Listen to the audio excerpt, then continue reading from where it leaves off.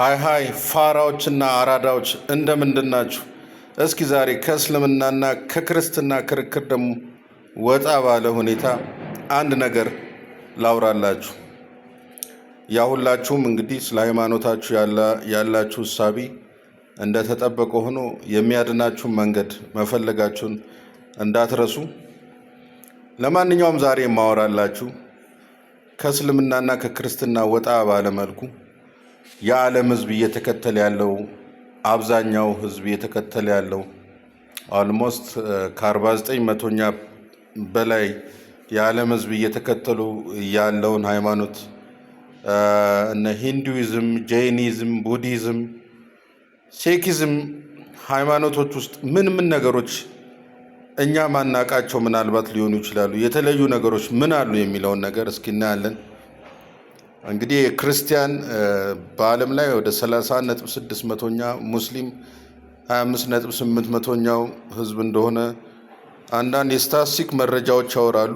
ሌሎቹ በጠቅላላ እንግዲህ ቀደም የጠቀስኩላችሁ ሂንዱይዝም፣ ጀይኒዝም፣ ቡዲዝም፣ ሴክዝም የመሳሰሉት ሃይማኖቶችን ያጠቃለሉ ናቸው የሚሆኑት። በዚህ ውስጥ ሪኢንካርኔሽን የሚባል አንድ የሃይማኖት ፍልስፍና አላቸው። ሪኢንካርኔሽን ሙስሊሞችና ክርስቲያኖች ምናልባት ያልሰማችሁ ትንሽ ሊያስደነግጣችሁ ይችላል። ሪኢንካርኔሽን ማለት ሰዎች ከሞቱ በኋላ እንደገና በሌላ አካል በሌላ የሰውነት አካል ይፈጠራሉ የሚል እምነት ነው እና በብዙ የህይወት ጊዜ ይህ የመኖር አዙሪት ይቀጥላል። አንዳንዶች ሪበርዝ ይሉታል፣ ሪበርዝ። አንዳንዶች ደግሞ ትራንስ ሚግሬሽን ይሉታል። ምን ማለት መሰላችሁ? እኛ ከሞትም በኋላ ወይ ሲኦል ወይ ገነት ነው እንሄዳለን የምንለው አይደል? በእነሱ ግን ሲኦልና ገነት ቋሚ አይደሉም፣ ጊዜያዊ ቦታዎች ናቸው።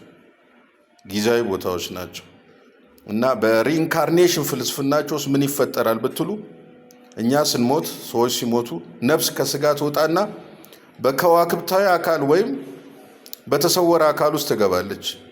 ከዛ እንደ አዲስ እንደገና ትወለዳለች ብለው ያስባሉ። ሸለምጥማጥም ሆነ ልትወለድ ትችላለህ እንደገና፣ ወይም ደግሞ ላም ወይ በሬም ሆነ ልትወለድ ትችላለህ። እንደዛ ብለው ያስባሉ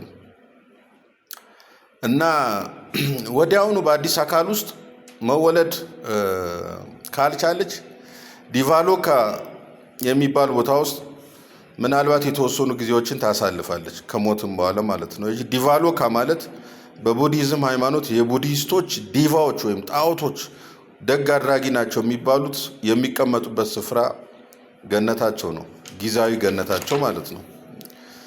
እና እንግዲህ በእነሱ ሲኦል ማለት ምን ማለት መሰላችሁ? ካርማዎቻችሁ፣ መጥፎ ካርማዎቻችሁ። ካርማ ማለት ድርጊቶች ናቸው፣ የምንፈጽማቸው ድርጊቶች ወይ የሚያጸድቁን ወይ ደግሞ የሚያስኮንኑን ድርጊቶች ናቸው ካርማ የሚባሉት ማለት ነው። በእነሱ እነዚህ መጥፎ ካርማዎቻችን፣ መጥፎ ድርጊቶቻችን ከበዙብን፣ ኃጢአቶቻችን ከበዙብን ለማጽዳት እስክናጸዳ ድረስ ከሞትም በኋላ ነፍሳችን የምትቀመጥበት ቦታ ነው ሲኦል ማለት፣ ጊዜያዊ ቦታ ነው። ያ እንግዲህ ጊዜያዊ ቦታ ማለት ካርማ መጥፎ ከሆነ ካርማችን ወይ በሬ ሆነን ወይ ደግሞ እስስት ሆነን የተወሰነ ተሰቃይተን ምናምን እንደገና መሻሻል ስናሳይ እንደገና እንወለዳለን ማለት ነው። እነዚህ መጥፎ የሆኑ ካርማዎቻችን ካጸዳም በኋላ እንደ አዲስ እንወለዳለን ማለት ነው። እና ይሄ ነገር የሚሆነው ሞክሻ ደረጃ ላይ እስክንደርስ ነው። ሞክሻ ማለት ምን ማለት መሰላችሁ? ኒርቫና ወይም ደግሞ ፍጹም ሊበሬሽን፣ ፍጹም ነፃነት የሚያሰጠን ደረጃ ላይ መድረስ ማለት ነው። ገባችሁ? ፍጹም ደረጃ ላይ የሚያሰጠን ምን መሰላችሁ? በፍጹም በቃ እንደገና በመወለድ እንደገና 10 ጊዜ በሪኢንካርኔሽን እየተደጋገምን እንዳንወለድ በፍጹም ጸጥታ ውስጥ እስከ መጨረሻው እንድናልፍና ጸጥ ብለን በቃ እንድንረሳ እንድንዘነጋ መሆን መቻል አለብን። በቃ የመጨረሻው ደረጃ ማለት ነው። እዛ ላይ ሪኢንካርኔሽን ምናምን የሚባለው ነገር ሁሉ እንደገና መወለድ የሚባለው ነገር ያቆማል። ይህ ደረጃ ላይ የምንደርሰው አንደኛ 3 ነገሮችን ሙሉ ስናሟላ ነው። አንደኛው ግሪድ ስግብግብነትን ሙሉ ስናስወግድ፣ ሌላኛው እርስ በርስ በሰዎች መካከል ያለንን ጥላቻ ስናስወግድና ሌላኛው ደግሞ ኢግኖራንስ ሰዎችን መርሳትን ስናስወግድ፣ በዚህን ጊዜ እንደገና መወለድ 10 ጊዜ መሰቃየት የሪበርዝ ሳይክሎችን የሪኢንካርኔሽን ሳይክሎችን እንደገና ስንሞት ሌላ እንስሳ ውስጥ ሆነ መወለድ የሚሉትን ነገር እናቆማለን ማለት ነው። ገባችሁ? ስለዚህ በእነሱ ሲኦል ማለት ናርካ ይባላል። ቋሚ ቦታ አይደለም፣ ጊዜያዊ ቦታ ነው። እንግዲህ ስቃይ የበዛበት ቦታ ሁሉ ናርካ ነው የሚባለው። ስቃይ የበዛበት ቦታ ሁሉ በኑሯችን ውስጥ ናርካ ነው፣ እንደ ሲኦል ነው የሚባለው ማለት ነው። በቡዲስቶች እንዲህ ይላሉ፣ ብልህ ሰው የራሱን ገነት ይሰራል፣ ሞኝ ሰው ግን የራሱን ሲኦል ይሰራል የሚልም አባባል አላቸው። እንግዲህ በቡዲስቶች ዘላለማዊነት እና ሲኦል የሚባል ነገር የለም። በፍጹም ጸጥታ ለመረሳት እስከ ወዲያኛው ለማሸለብ ነው አሁን እንግዲህ ጥረቱ ማለት ነው። እዛ ደረጃ ላይ ለመድረስ ኒርቫና ወይም ደግሞ ፍጹም ሊብሬሽን ደረጃ ላይ መድረስ መቻል አለብን። ስግብግብነትን፣ ጥላቻና ኢግኖራንስን አስወግደን ማለት ነው።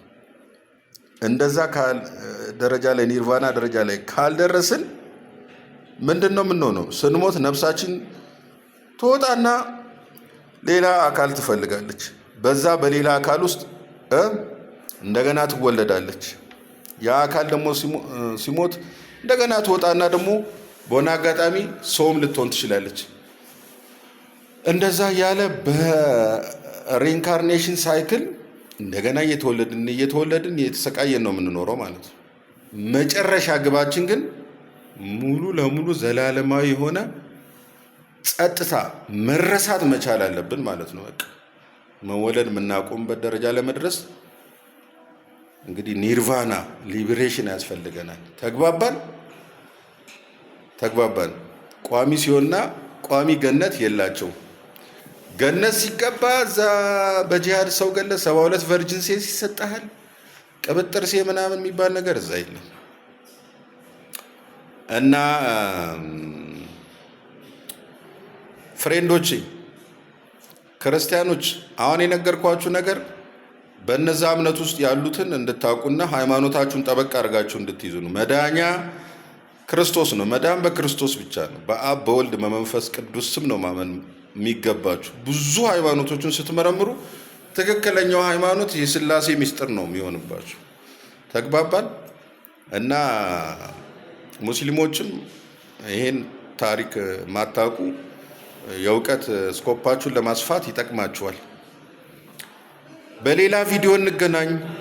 ፎሎ ማድረጋችሁን ሪፖስት ማድረጋችሁን እንዳትረሱ። አመሰግናለሁ።